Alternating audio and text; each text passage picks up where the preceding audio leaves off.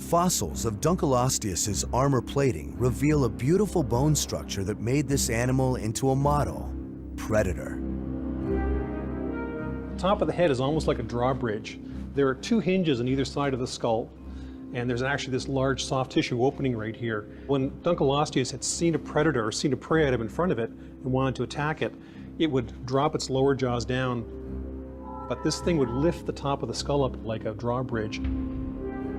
Based on their study of fossils, scientists restored the musculature to a computer model of dunkleosteus' skull. They were able to determine that the creature's 4 jaw joints worked in concert to open and close with force and speed. The length of time it would take to go from a closed mouth to an open gap was less than a 50th of a second. You'd have a big suction formed by the sudden opening, and anything that was swimming in front of it would actually get drawn back towards the mouth. And as soon as these shearing jaws come together, you've got that animal cut in half.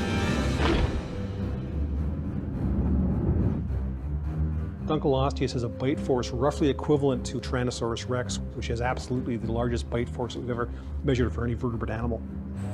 This would also rival an alligator's bite, which is the strongest of any living animal. Amazingly, despite how lethal dunkleosteus was, this placoderm was technically toothless. Dunkleosteus didn't have teeth like fish such as sharks have or many modern fish.